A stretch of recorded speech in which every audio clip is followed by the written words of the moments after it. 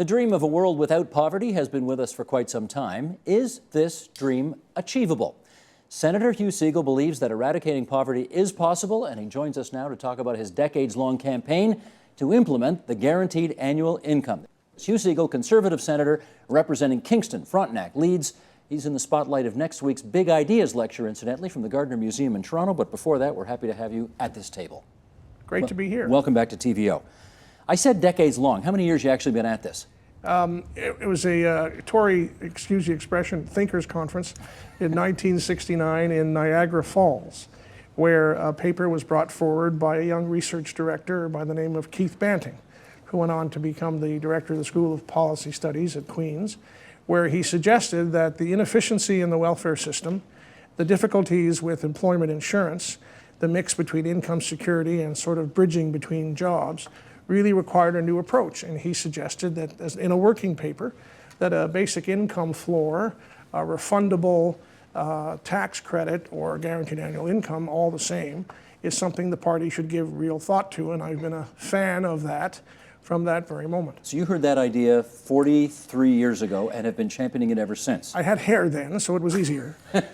How much have the yardsticks moved at all since then? I think there is some encouragement to be found when Ontario in the mid-70s brought in the guaranteed annual income supplement under one of the more conservative treasurers, Darcy McHugh and Mr. Davis.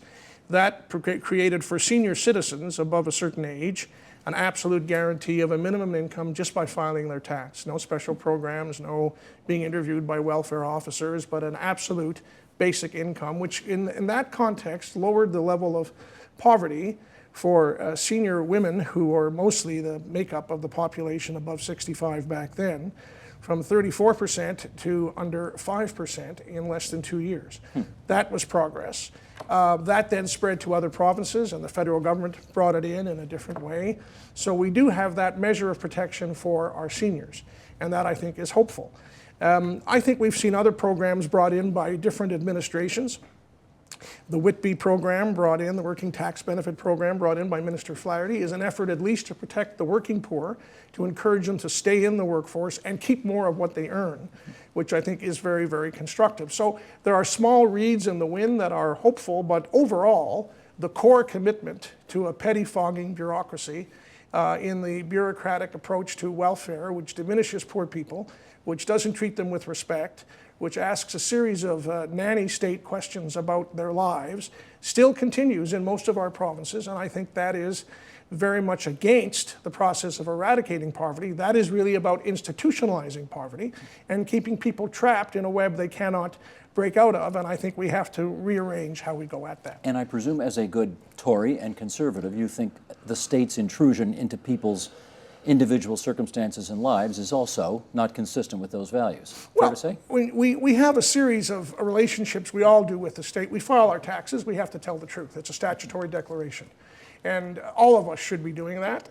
One of the reasons on university campuses in Ontario, when the GST tax credit came in, a lot of registrars encouraged their students, even though they had no income, to file their federal tax form, was because they get a GST tax credit because their income was under $30,000. So we have ways in which the system has been operating. I think working through the tax system is far better than shaping specific programs to provide specific welfare support in specific circumstances, because that requires public servants to ask a lot of questions. By the way, well-intentioned, hardworking, committed, good people, but to ask a lot of questions, to administer what I think Deb Matthews called a book of 800 rules for Ontario Works, and that gets in the way of liberating people. That actually becomes the state oppressing people, which is the opposite of the state's intent.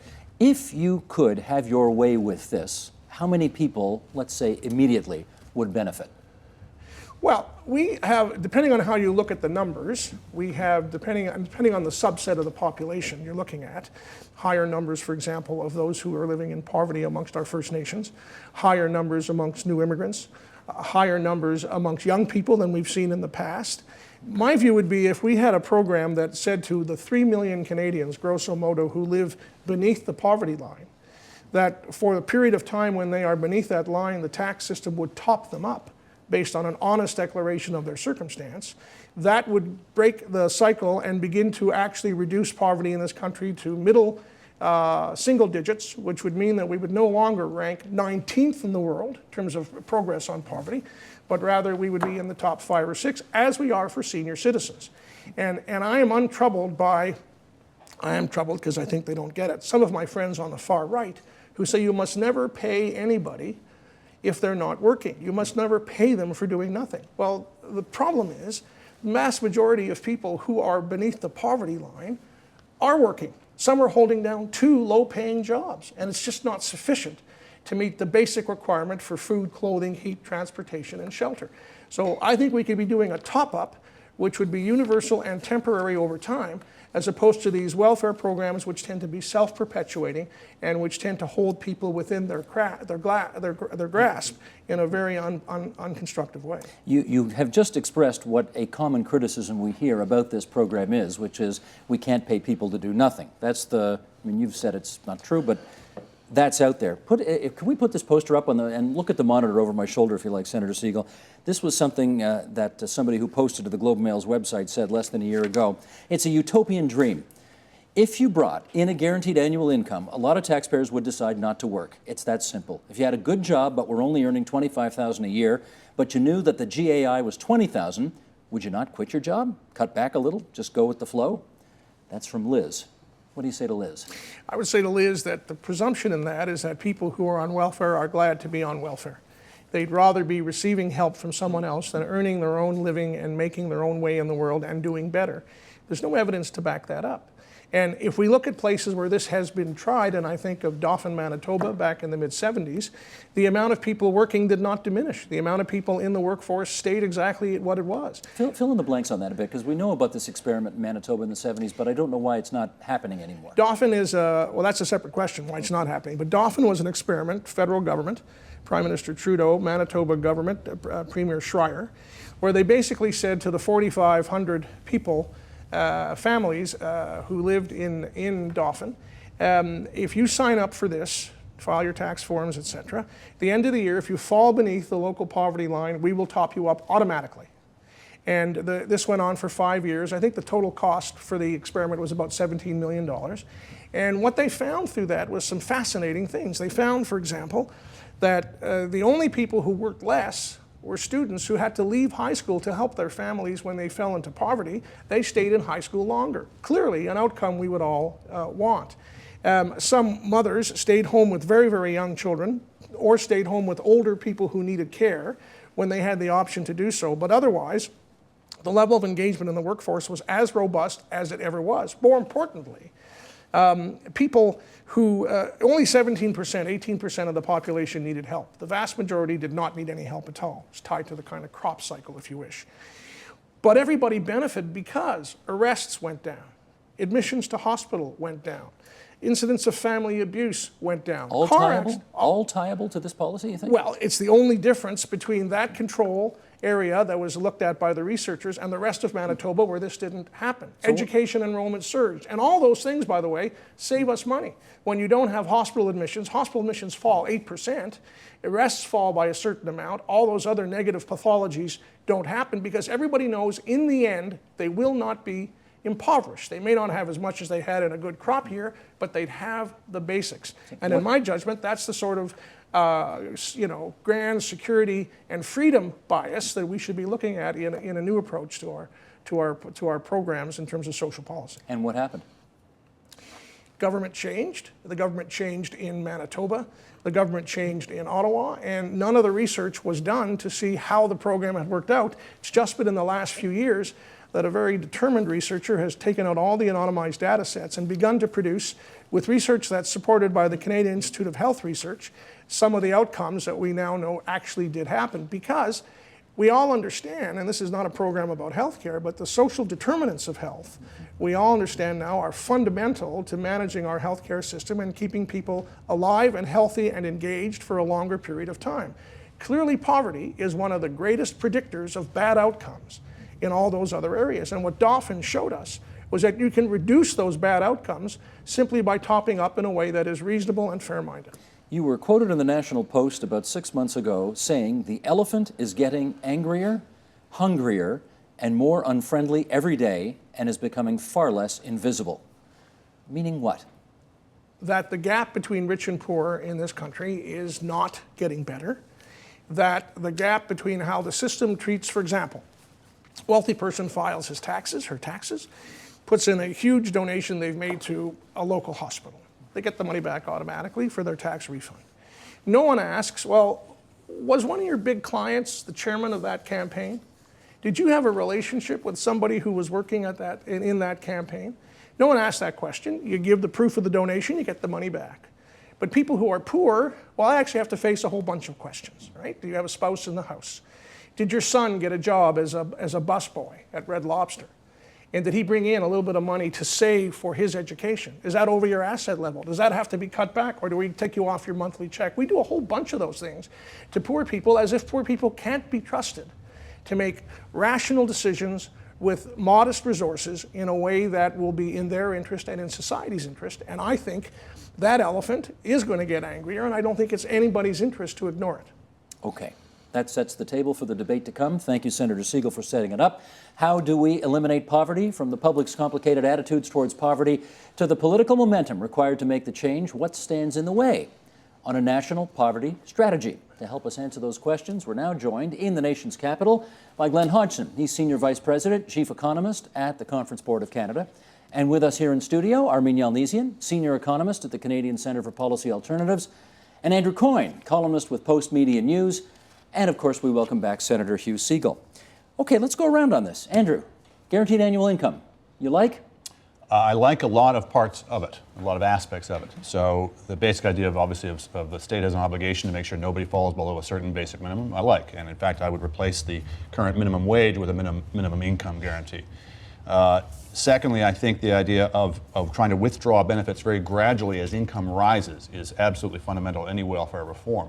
I mean, the person you quoted earlier who had written into the Globe and Mail, I would say to her is at the kinds of levels of income anybody's talking about with a guaranteed annual income, and at the kinds of effective tax rates that recipients are now facing with not only with withdrawal of cash support, but also withdrawal of certain benefits as their income rises.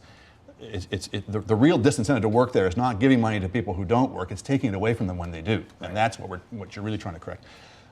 Giving people cash, benefits in cash rather than in kind, I think has a lot to recommend it. Give people the choices as to how they spend the money rather than only getting what the welfare bureaucracy tells them they have to have. And finally, delivering it through the tax system and moving it up to the federal level has a lot to recommend it, because you can have a much more integrated welfare to work type of system. The only point where I pause is, can you do the big bang that a lot of guaranteed annual income people are talking about, where you scrap a lot of other programs and replace it all with this one guarantee? Should you? Because some of those things, it's easy to say in the abstract, but when you look at specific programs, you might want to say, well, actually, that does address a certain need in a particular way that we don't want to get rid of. And if you don't scrap all those programs and you try to deliver a generous basic minimum and a very gradual withdrawal rate, you get into very high costs. So it's a hard nut to crack, is to balance all those different concerns so that you get a system that achieves all the things we're talking about, but doesn't do so at just enormous astronomic costs. Lots of things to follow up on there, which we shall during the course of this. Armin, in one of your tweets, you apparently wrote, guaranteed annual income, an idea that never seems to go away, but never quite arrives. How come? Well, we've been talking about some version of a guaranteed income to prevent people that don't have enough income from work or through famine since Speenhamland in England in the 1700s.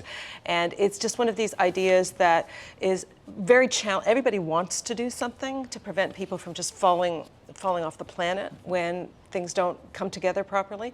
And I can't say how much I appreciate the senator's championship of this issue. The fact that it is a conservative senator that is championing the need to do something about the growing inequality in this nation, and also the horrible treatment that people that are unable to work or unable to work enough to be able to make ends meet is it is very welcome to have somebody of your stature, sir, taking on this issue. I'm an economist, so I look at the costs. We know that we have had a number of models in place, and two of them appeared in '86 with the MacDonald Royal Commission, and then in 1993 by House. Each of them had very, very low rates of guaranteed incomes. And most recently, an economist colleague of mine, Reese Kesselman from the Simon Fraser University, costed a guaranteed annual income at $11,000 which isn't a whole lot of money. It's less than $1,000 $11,000 per person. for 3.5 million people in this country. So I don't know what figures you had in mind, but that model, that incredibly modest model, is completely unaffordable. It would require not only scrapping all the programs that we have in place, as Andrew mentioned, and some of those would mean that people that are receiving OAS and GIS would get $4,000 to $5,000 less than they currently get. But it would also mean raising taxes by 25 percentage points. And you can't raise taxes on the richest by another 25 percentage points, which means you're going to stick it to the middle class so that you can help the bottom. Give me the whole nut on this, though. I mean, if it's $11,000 per person for the 3 million poorest Canadians, no, it's a guaranteed income for everybody. For everybody. So But what does not that work? everyone would need the full 11,000, depending So on by where the they time are you in the scale it back, circumstance. I'm just telling you what the Okay. model is that So Professor what's the Kesselman total brought. nut on that, then? The way he calculated it was $380 billion, more than 20% of GDP. And then you start doing the scale back. So where, as Andrew pointed out, where you start clawing it back, at what rate you start clawing it back, you start getting into the technicality of something that becomes politically fraught. And I guess at the end of the day, the point is our money better spent, instead of giving it on income, making it easier for people to participate through childcare, through more affordable housing? If you don't do anything about the housing side of it, you give people more money, it just goes in one pocket and out the other pocket if you don't do rent control. Okay, let me go to Ottawa. Glenn Hodgson, you're also an economist. Give us your take on the guaranteed annual income and how you see it. Well, first of all, I'll join Armin in saying Senator Siegel's showing really important leadership on this file, has been for a long time. I wrote a kind of an innocent commentary about a year ago musing about this, and I think we should separate between the financial costs and the economic costs or benefits. I'm really interested in knocking the welfare wall down, getting rid of disincentives for people to get back in the workplace. Our starting point is that our growth potential for our economy is going to decline over the next 5 to 10 years. We're used to living in a world of 3.5% growth. We're now entering a world of growth of around 2%, but with a $14 billion fiscal deficit in a province like Ontario. So somehow we have to put our thinking caps on and come up with a lot more creative way of providing income support, encouraging people to re-enter the workforce, to try and revitalize the energy of our economy. And for me, frankly, all ideas should be on the table right now. I don't think we should use arithmetic on sort of one piece of analytics as a way to take the idea of a GIA off the table. I think we really have to sort of roll up our sleeves and examine both the direct financial cost, but really the economic benefit of having higher labor force attachment, of getting rid of the welfare wall, of the savings we can reap in our healthcare system by having people more engaged in the workforce and the economy, are all things we have to examine, not just the arithmetic on the cost of the GI, but really the totality of impacts, both positive and negative, of being much more creative as we design social policy. But tell me, has the Conference Board done a cost-benefit analysis of this? And if they have, how did it come out? Short answer is no, we have not, but we've done very detailed analysis on all the kind of little picky things that Armin mentioned that keep people out of the workforce. I think Andrew actually went at that in most detail. Everything from taking away benefits of people income rise, having marginal effective tax rates applied very early on. So we would love to do that as a major project, but of course it has to be scoped out properly and we have to be properly resourced to do something like that, Steve. Remember this, and one of the reasons that there was a joint Ottawa-Manitoba pilot, if people are topped up above the poverty line, they're no longer eligible for welfare. Provinces have a huge burden in terms of the cost of welfare. They get a little bit of transfer from Ottawa as part of the social transfer, but it doesn't cover a large amount of it. Provinces would be liberated from that if the federal system taught people up through the tax system, which I think why it's attractive to Andrew. And then the provinces, of course, could use that money for other things. They could use it for early childhood education. They could use it for some other programs that Armin would think would be constructive and helpful. But now when you go to provinces and say, what about some new approaches to our social policy mix, some innovation, they say no money. We just tied up. We just don't have the capacity to do so. And I think when you look at the potential costs of this program as it ramped up, and if you look at some of the savings in other parts of our federal and provincial overheads that we sustain, I think you'd begin to see a balance achieved, except with much more freedom over time for low-income people to make their own choices. And I think that is where we want to be in terms of treating them as fellow citizens, not as clients and not as casework burdens. Find that persuasive? No. And the reason I I don't wish you find could get off the fence and tell me how you really feel. how I really feel is that we've got a federal government for whom talking about these sort of things creates an allergic reaction. They don't want to talk about raising the floor for the bottom, except for the Whitby, which was an important development, I think, for a handful of people. It's a very limited program. On the contrary, the federal government has been doing things to lower wages for the middle class. So actually, instead of bringing the floor up, it's actually been taking the middle and squishing it further down. And through the introduction of the temporary foreign workers, in addition to what's been happening with immigration, we've introduced more than 1 million people last year, and we have no national housing policy. Most of these people come into major urban centers where there's affordable housing crises. You really want to make people having more money and being less squeezed, we need to have the federal government supporting the provinces and the municipalities to be able to create more affordable housing options. You fix the housing problem, you fix a great deal of the poverty problem, and certainly the hunger problem across the country. Want to come back at that? Well, I don't want to get into a partisan debate, but it was Paul Martin who, in his cuts, had to do away with all Indeed. support for social housing. Indeed. And it was the present government that brought back support for social housing. Maybe not enough, but it was a beginning. So I think the intent there, plus the Whitby program, indicates that while this government may not come at the poverty question the same way others have, many would argue that cutting the GST, which had a disproportionately high impact on low-income people, and taking a lot of low-income people off the tax rolls was constructive. Do I think it's enough? Absolutely not. Do I think we have to get out of the box and think about a broader solution? Absolutely. Does this, Andrew, demonstrate part of the difficulty in this debate in as much as he's going to get it from the right on some aspect of this, and he's going to get it up from the left on some aspects of this too, and if you're getting it from both directions, you're not making progress. Well, he's getting it from the left in this case on account of it would raise taxes too much, which I On must the say middle- was on one of the the more middle interesting class. parts of this debate. Well, on the middle class, you said. Yeah, look, those can either work for you or against you. The counterexample would be the great U.S. tax reform of '86, and we had a similar tax reform here as well, where you were goring everybody's ox. It was appalling to all sides equally, but because you had one big idea, you were able to push it through. So the attractiveness, to go against what I was saying earlier of this, is you can hold up if you've got a big enough idea. Sometimes you can push it through.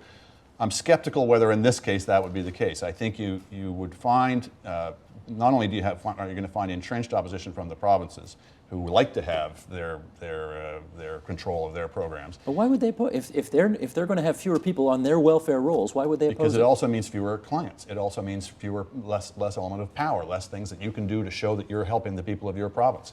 There's all kinds of things where you could make a strong case we should move them from the provinces to the feds. You and I have disagreed about these over the years. But one of the things that always runs up against is even if you can make the rational case, even if it would save the province money, they don't want to lose the empire. So I'm not saying that would happen, I'm just saying that's one of the things you're running into. And one of the things you're running into as well, as I say, is some of these programs that you might or might not want to talk about eliminating to help pay for this, you might make a strong case you want to keep. For example, daycare supports. Are you going to roll that into the mix? You know, that changes some of your other calculations. So what should be common to all reform efforts is you're trying to make sure you get the welfare wall down. You're trying to make sure we remove these punitive, effective tax rates that we're charging on the lowest income people in our country. So everybody ought to be able to agree that we need to address that. And to be fair to people in government, we are making slow but steady progress on that. You look at things like the Whitby, with the working income tax benefit. The child tax benefit is also a very well-constructed federal provincial effort. And I suspect, here's another irony, is Hugh is here, the guy for radical sweeping reform, and I'm the aging voice of caution here. But I suspect we may find, as with healthcare, that we're going to have to sort of chip away at it program by program rather than doing the big bang. Let me get Glenn in here on this one. Here's a different angle on this. Peter Howie, who teaches economics in Calgary, argues that the introduction of the guaranteed annual income could result in a 14% drop in the labor supply of women, which could negatively affect growth rates in the country. You got anything on that, Glenn?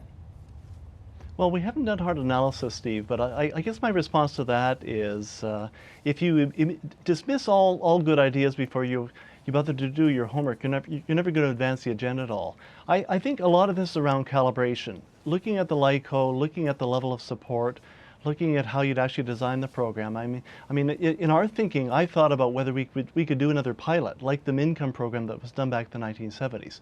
Do it within one or a few provinces, try it out, different levels of support, That's actually the way tax policy is made in this country. I had 10 years sitting inside Finance Canada here in Ottawa. And before governments roll out a tax idea, they actually test it against different populations to see what the overall effect is.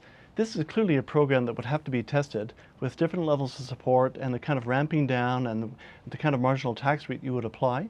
But I would certainly not argue against being worried about labor force impacts, because the last thing we want to do is crowd people out of the workforce by having a guaranteed income set too high. The real intent is to do the opposite, to try and crowd people into the workforce by giving them really strong incentives to start with the base and then have more income and pay very low marginal tax rates until they're up to something like $20,000, $25,000 annually. So the design really matters. Got some follow-up here at the table. Armin. Well, in fact, the studies that have been done to show why is it that a country like Sweden, that has essentially eliminated poverty, didn't go the guaranteed annual income route. And the analysis from Sweden and from Europe is that you can't put the income cart before the welfare horse. In fact, starting off with income is the wrong way to go if what you're trying to do is boost labor market participation of women, you want to increase the tax-paying public, you want to give an incentive to participation. What I love about what you're suggesting is that, in fact, as we learned from the Dauphin experience, that people can do things that are not through paid employment. But there is a genuine bias towards paid employment that cannot be overlooked in this way. And so you want to actually use that same money on what's called merit goods, the things that let people participate in the paid labor force without actually paying through the nose to stop working. You know, they've got more supports in childcare, more supports in transit in big cities, they've got more supports through affordable housing. And don't forget, a good part of why people are on welfare these days, because when there's jobs, people take it, is all sorts of mental health and physical health problems. And then you've lost money to be able to provide the supports in that way too. What we have to be frank about, and I think of our friend from Calgary and his assessment of impact on the labor force, we have to be honest about the disincentives in the present welfare systems across the country to keep people out of the workforce. When a single mother who's able to find a minimum wage job decides to take that job and go off welfare, the cost that she will pay in terms of losing benefits for herself and her kids and dental and the whole thing, assisted housing, gives her an effective rate, as Andrew suggested earlier, of 100% taxation on the new money she's earning. The incentive is to stay on The welfare. wealthiest Canadians do not pay 100% taxation. So we have to calibrate the cost of the disincentives now in the system that existing traditional welfare programs are in fact imposing on our workforce. And one of the things about poverty, which Senator Eggleton and I found in the work we did across the country, is that, you know, a lot of the people who are now beneath the poverty line and who have literacy and other issues are people we should be reaching out to bring up to the workforce, because we need those people in Canada. We need that capacity. And the present programs keeps them out of the workforce. I'd like to think there's a way we can put them back in by having a program that rewards them for working, rewards them for filing their taxes, and over time, if you take a look at it, over time, many of the people who receive the top-up, who work their way into the workforce, would be paying the costs of the top-up when they paid their taxes, when their income got a little better. So we would be seeing some real progress here. Now, for those of our viewers who look over at the right-hand side of the table here and say to themselves, didn't I just see you two on this program a month ago? The answer is yes. And the answer is you two had quite a debate on that program about agreeing or disagreeing on how many people need to be helped in this set of circumstances. And for those who missed that program, we're going to play a small snippet of tape here and remind everybody about the love-in you two had, and then we'll pick up from there. Roll tape, please, control room. It's true that the low-income cutoff that you have used, which used to be the gold standard for measuring poverty, shows that that poverty has declined since 1996. Well, 1996 was the high watermark. So if you're going to start that as your benchmark, if you compare it to 1989, we're kind of where we were in 1989. And if you start using the measure of poverty that is being used now internationally, the low-income measure, you'll see that since the mid-1990s, poverty, whether you're talking about working-age population, seniors, or children, has been on the rise. So start using it in a way that we compare it to the rest of the world. We got nothing to crow about. One more comeback, Andrew. The StatsCan LICO was the one that every poverty organization in Canada has used as the gold standard over the protests of people like me who said it's a moving target. It continues to rise as incomes rise. Because it's based in It's now 1992 and it hasn't been rebased It's now, since contrary to the statements 1992. you've just heard, it's at the lowest level at least since 1976 It's not and the measure probably that's before being then. used anymore. Well, then we'll use other measures, and I can assure you the measures will also show. 1/2 median income will I'm also happy show. to send Market you, basket measures I'm will also show. happy to send you the charts. Ouch. We love bringing people together on this program. You know, we love to. And the fact that you're here again Can I contribute shows. to a fight I was not in? Just to say this, when you look at present welfare rates across Canada, whether you take the low-income cutoff or whether you take the market basket assessment, which is a bit more conservative, all those welfare rates are either 25 to 17% what the low-income cutoff says people need. So it's not as if any of our welfare programs are actually bringing people to the poverty line. They are well beneath it when they receive these provincial. Right, that's a separate issue. Look, the only point I was Well, I making missed on the that. original fight, so I was. No, but here's the point. The Yeah. point is, you two who follow this stuff pretty carefully can't agree on whether the number is 3.5 million poor people or 1.5 million poor people, and that's a pretty significant difference. But in a sense, it doesn't matter, though, and we ought to declare a truce here. So I'm going to be the peacemaker here. Awesome. No, but this has been, I've been saying this for a long time, is this whole absolute versus relative measure dispute doesn't need to happen because we should just collect both. There's nothing wrong with having both a market basket measure that measures, a fixed standard that doesn't change from year to year, so you can get some sense of how you're progressing at the very lowest level, and having a 1/2 median income level, so you can also see how you're doing in relative terms. My only beef with LICO over the years has been that tried to do low income cutoff, and a lot of people's beef with it was trying to do both at the same time, and as often happens, wasn't doing either very well. But the point is, if you're trying to design a program to help people, you really have to know whether your number is X or 3 times X, don't you? Well, and most of the provincial welfare programs are working on a market basket measure. We're trying to get people up to a basic decent minimum, which is a relative measure, even if it declares itself to be an absolute standard, because our notion of what is a decent minimum is going to change over time, but it's going to change slowly. What you do need is something that is relatively constant from year to year, so that you've got some sense of how are you doing? Are we getting better or worse? And by the way, comparing to other countries, we do not do terribly well, as Hugh would say, and I'm sure would say, we don't do terribly well against other countries. We're middle of the pack. I got a chart on this. Okay. Hang on. I got a chart on this, and then you come in, okay? Here's the thing. I was going to say 2 points about that, but go on. Okay, let's bring this up now, okay? Because Andrew's really touching on it. Relative poverty rates in selected OECD countries. This is in the late 2000s, and here we go. Denmark, with a poverty rate of 6.1%.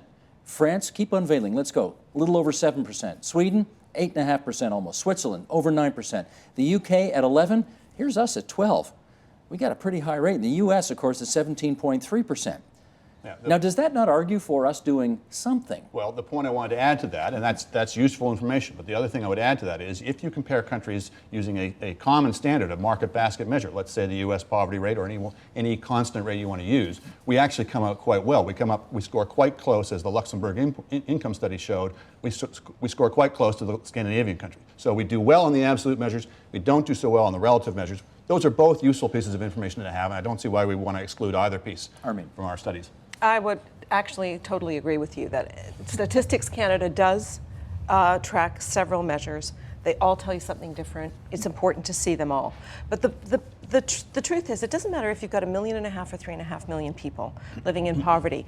If you are serious about reducing poverty, whatever your gimmick is going to be, it's going to apply to all of those people, and it's going to reduce the number.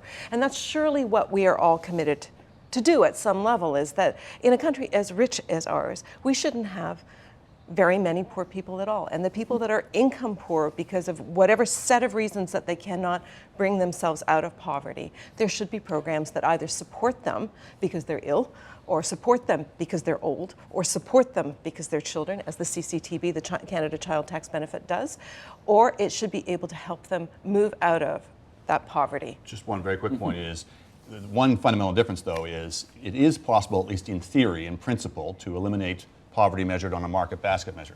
It is not possible, even in principle, to eliminate 1/2 the median. There will always be people who are half of what other people are doing. Sure. Glenn, let me bring you in on this. In terms of designing a program, let's say it's the guaranteed annual income, does it matter if we have 1.5 million Canadians who are considered poor versus 3.5 million Canadians who are considered poor? Well, it matters on a lot of fronts, Steve. It matters, first of all, there's obviously going to be a financial cost, so you have to do your arithmetic around that. You want to have as many people entering the workforce by virtue of doing this. I mean, that's the real driver behind our thinking, is trying to fill the holes that we know are going to happen in our workforce over the next 5 to 10 years. And if you can catch 3.5 million people and encourage greater labor force attachment, you're obviously benefiting the real economy more effectively. You're also going to be saving more in terms of other programs. Very clear from the income experiment, for example, that the biggest savings in Manitoba that were captured in that experiment were in the healthcare system. So whether it's an absolute poverty level or a relative poverty level, what you want is a healthier population with greater labor force attachment. After that, I actually quite like the truths that your two other panelists have offered up. Okay, we go with the truce and move on. I'm going to put some numbers up on the screen, or at least the control room's going to, on some findings that the Salvation Army has put forward. They released a report about what Canadians think about poor people. Let's bring these numbers up and share them now. 54% of Canadians believe that a family of 4 can survive on $30,000 a year or less. A family of 4, 30 grand a year or less. Of those, 21% think that $20,000 a year is enough.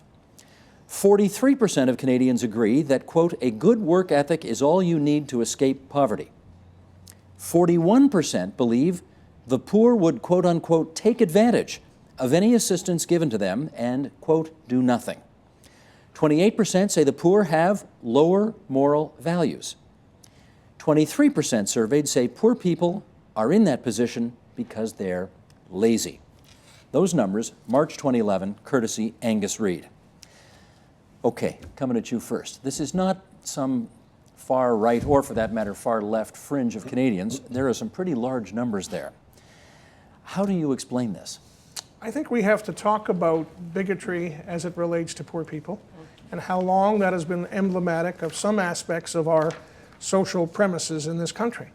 And, you know, there was a great study done, street people living on the streets in London and Birmingham. I think it was Prince William who was the patron of that particular charity. And the notion was, how do you help these people get off the street? And one of the options chosen by the charity was to give them each the equivalent of £700. And how would you spend it? People asked about how do you think poor people would spend the money, would say, well, they're all going to spend it on beer, they're all going to spend it on drugs. The truth of the matter is close to 88% of the people wanted to spend it on a heated trailer in which they could live, a warm room that had hot and cold running water, warm clothes, better food, all the things you and I would do if we had access to the money we needed. So there is this bias about poor people, and let's look at another core reality. Poor people don't vote. Poor people don't show up at election time. Poor people don't show up at political meetings to argue for this policy or that, because they're actually worrying about surviving that week, paying the rent, paying the heat. They live on the streets in Toronto. They're wondering about where they're going to have supper and where they're going to sleep. Hard to get them to think about how you build a better life for yourself. So we have to cut part of the political challenge. Right, left, center, those who want reform, is how do you cut through the bigotry? How do you make the case that these are human beings like us? They are citizens, they are not burdens, and they have to be given a fair shot, just a fair shot. And if we don't do that, then this bigotry will oppress our ability to move forward as a society, and we will pay a higher and higher price for that over time. Where does the bias come from?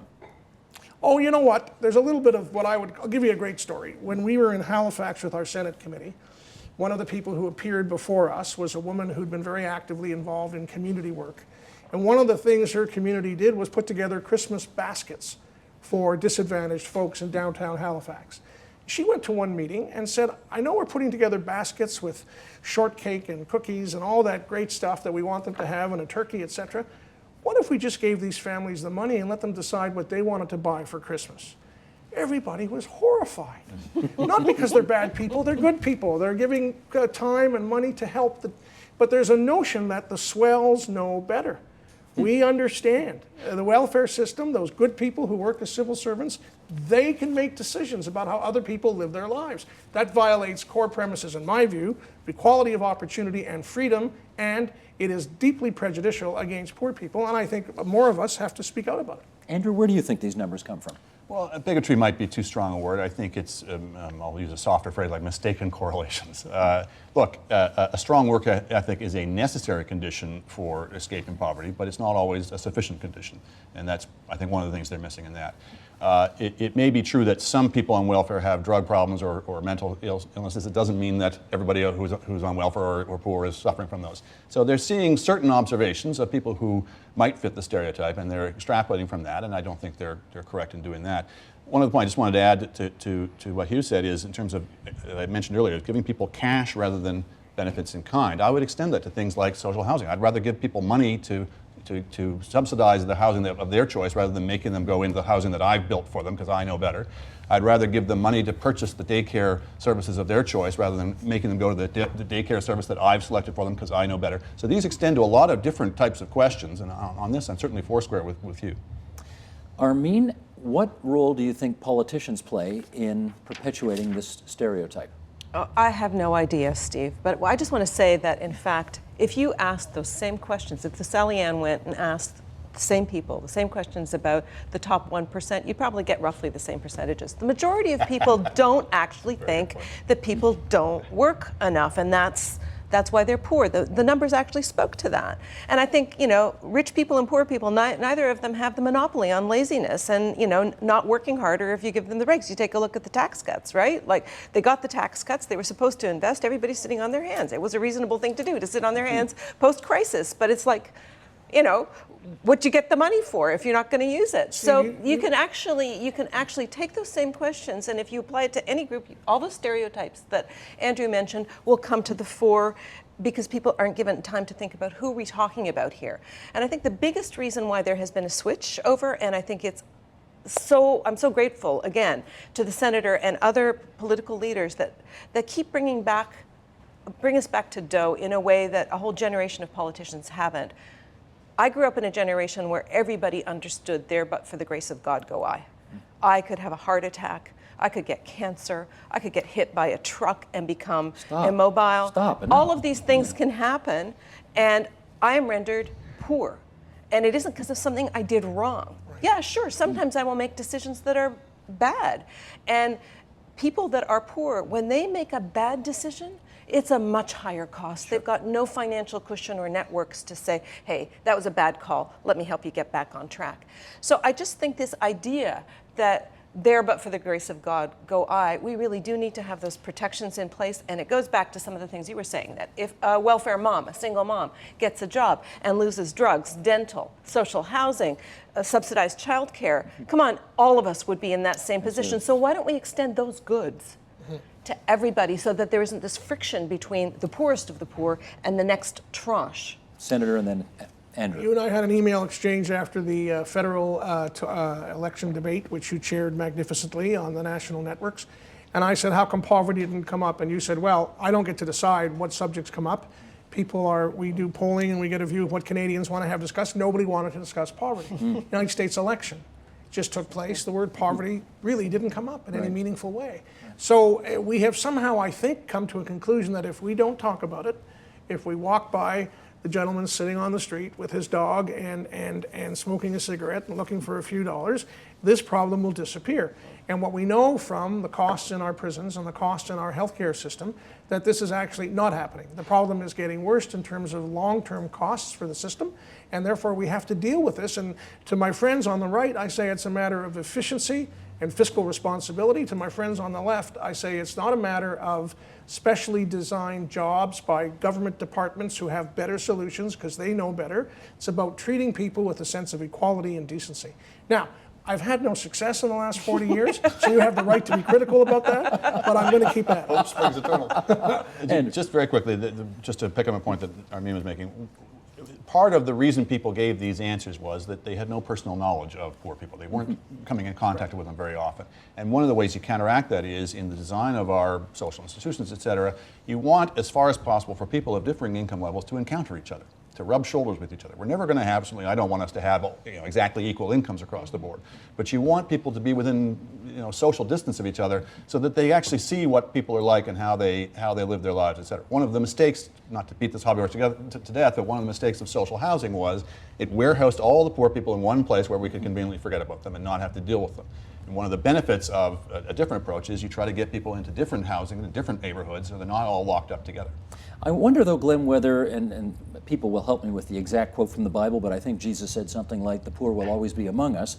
And I wonder if people simply, Glenn, feel there have always been poor people, there are poor people, there always will be poor people, and it almost doesn't matter what we do about it. Do you hear that? I hear that. I think it's a bit of a cop-out, frankly. I think Armin gave us numbers earlier, for example, showing that the Nordic countries have made greater strides than any other society on earth in trying to address inequality and poverty in their societies. So clearly, the design of government policy, the collective intervention, can have an impact on poverty. Look, poverty comes from unequal initial endowment. So we're not all born into the same family circumstances with the same brain power, with good mental health, and have the same opportunity. But I do think there's a really strong need for our economy and our society to build a floor where nobody really slips into a state of either significant relative poverty or absolute poverty. It's in our collective interest to ensure that we do our very best to try and raise that floor on an ongoing basis to ensure that we have a vibrant society. Okay, with about 4 minutes to go here, I want to have a look on the monitors here in the studio. We're going to bring up a picture here of a young man with a T-shirt which says the only place where poverty should be is in museums. Let's pick up on that thought. Glenn, do you really think it's possible, given our deficits, given our debts, given where public opinion is, to make any progress on this issue? 1 minute to you, and let's go around on Absolutely. this. I think it's really incumbent upon us right now, Steve, at this point in our sort of economic history, where we know that we have an aging workforce, we know that we have big fiscal pressures thanks to arguably excessive health spending. We have to become much more creative in the design of public policy. And addressing poverty is one of those areas where we have to be a lot more creative. Although I must say that the first time I went behind the Iron Curtain a very long time ago, I saw people begging on the streets in Moscow and parts of the Soviet Union. So nobody has come up with a magic solution to totally eradicate poverty. But we have examples around the world where other countries, other governments have done better. We should learn from that and try and apply that within Canada. Armin, can we really eradicate poverty? I don't see why not. I don't see why you can't actually have that as an objective and be a champion of that. And everything good flows from that. Do you know, everything good flows from everybody, including for the richest, because less of the population is kind of dependent on a handout, because you've created the environment in which everybody can participate to their maximum potential and develop their potential, which can only be good going down the road. I actually think that there is room in the museums for these poverty exhibits, but less and less room for it on our streets. Andrew, can you eradicate poverty? I don't know if you get every last person out of poverty, but you can certainly get it much lower than we have it now. And I would add, we've made a lot of progress in recent years, but we can do a lot more.